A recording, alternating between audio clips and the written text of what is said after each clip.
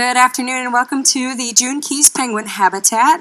My name is Frankie and I'm an aviculturist here at the Aquarium of the Pacific.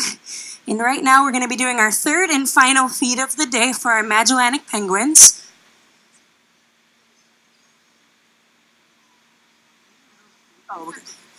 So what that means is that we're offering some herring and capelin to all of our birds. Now they are in their very important season called their molting season, so some of our birds look a little bit more patchy or just different, maybe larger than the rest of the birds, and that is because they are in the middle of that process where an animal will shed its fur, feathers, or skin, and since these are birds, they are shedding out their feathers. Now Magellanic penguins have over 75 feathers per square inch, so that's hundreds of thousands of feathers that they will lose in a very short period of time.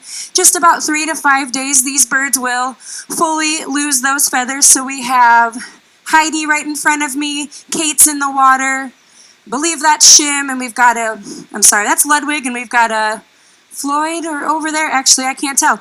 We do take off their bands during this season, which can be of assistance to us. Mostly we can tell by their faces, but since they're losing their feathers, we usually make a mistake until they come and eat.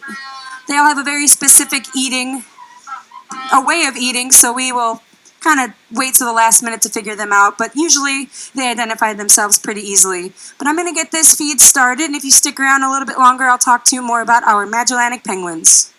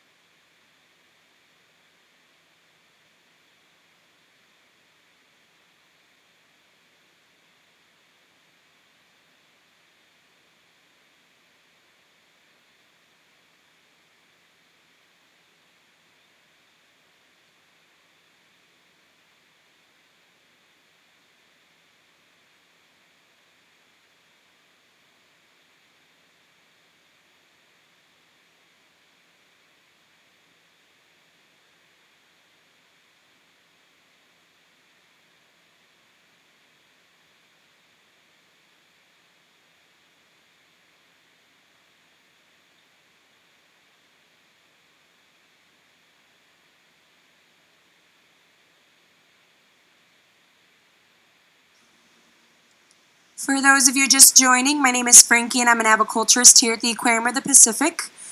And we are in the middle of our last feed of the day for our Magellanic penguins. Now Magellanic penguins do not need snow or ice to survive because they live in a climate very similar to Long Beach. They live off the coast of Chile and Argentina. And if you need a reference point, there's a map just to the side of the habitat. So I did mention that these birds were going through their annual molt, and they molt at the same time, which is not common for every type of bird. A lot of birds will just molt out or lose one feather at a time and maintain their plumage throughout the year. But these birds have a very important migration season, and if they are not perfectly waterproof for that migration season, then they will become vulnerable to the entire colony as they swim around. So they take this time, they replace all of their feathers, get brand new feathers, and then they spend 4 to 5 weeks. They spend 4 to 5 weeks preening or maintaining their feathers. You can see Ludwig right here at the front, who was just dipping his beak into his uripigio gland. If you're looking at me, I'm going to point on D. The uripigio gland is right here on her backside, just behind her tail. And they have a specialized beak that will dip into that gland, which is also an oil gland, which is what coats their feathers to become waterproof. So then they will dip that beak in the gland, and then they'll begin coating their feathers. And I did mention they have over 75 feathers per square inch.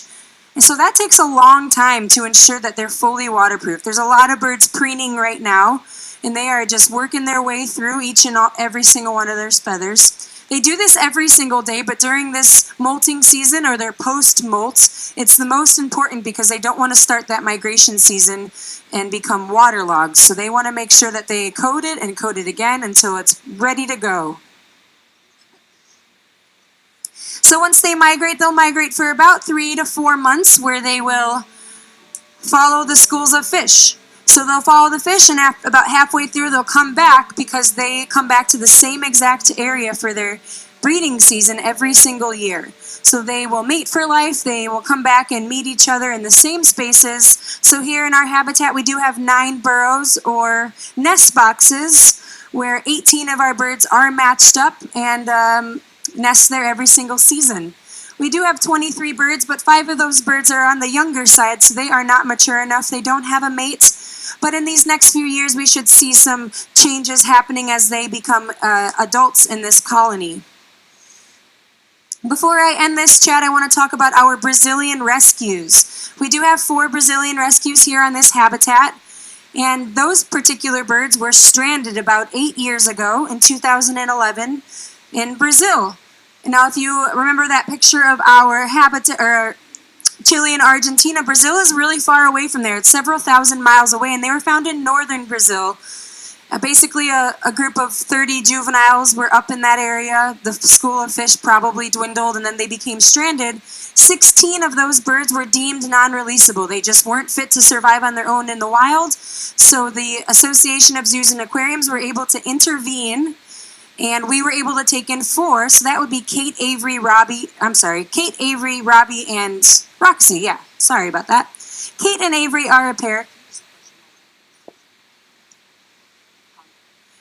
Kate and Avery are a pair, and they've had several chicks, and Roxy and Robbie are not mates. They have their own mates, Floyd and Patsy. All 3 of those pairs have had several chicks here. At the aquarium, we've raised 13 chicks. This past summer of 2019, we did not raise any youngsters, but in 2018, we raised 3. Dee is one of those, and Wally and Cleo have walked away. But that is a little bit about our Magellanic penguins. I'm going to be finishing up this feed here. If you notice that a couple of birds have bands on, that means they have fully molted for the year. They're no longer swollen. So you can identify those birds by the signs on the side of the habitat. And then in a couple of weeks, the rest of the birds will get their bands back. So if you're interested in IDing birds, come back in a few weeks and you should see some more with those bands on. I want to thank you so much for coming out. We wouldn't be able to do what we do here without your support. If you have any questions, do not hesitate to reach out to anyone in a blue polo, and that includes myself if you see me exiting the habitat. Have a wonderful day. Thank you.